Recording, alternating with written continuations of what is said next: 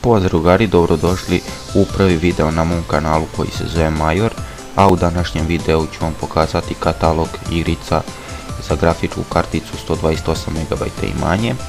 Samo me pažljivo pratite u stvari pažljivo me slušajte šta ću vam ja govoriti u narednim minutima i bit će vam sve jasno.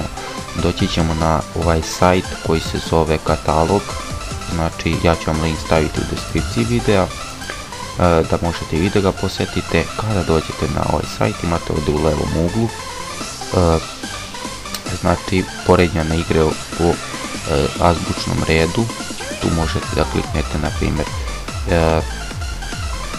od T do Z, od P do S, od M do O, od G do L, od A do F i onda kako se zove možete da pogledate igrice i da tražite. Evo sada ja sam ovdje na početnoj strani, možete da scrollate skroz dole, znači ima jako puno igrica, pa sad da ne bi dan gubili vrijeme, otići ćemo ovdje i sada uzet ćemo igricu na primjer Freedom Fighters i ovdje ćete moći da pročitate ključne riječi vezane za igricu i onda kako se zove imate ovdje žanr koje igrice i koliko vam je potrebno, koje specifikacije su vam potrebne za igranje ove igrice, onda poželjno koliko da možete igrati na najjačoj grafici i veličina.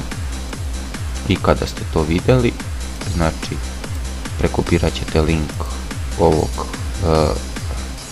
naziva igrice, otići ćete na YouTube i pogledat ćete gameplay. Ako vam se svidi naravno igrica, otići ćete na torrent sajt i skinut ćete igricu i to bi bilo to. Da ja vam sad to ne pokazujem, to svi znate. Ako ne znate, imate klipove na YouTube kako skinuti igricu sa interneta i moći ćete to da pogledate. To bi bilo to što se tiče ovog videoklipa.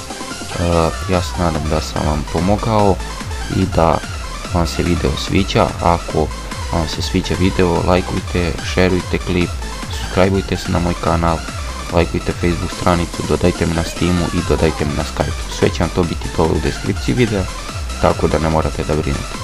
To bi bilo to. Pozdrav i vidimo se. Ćao.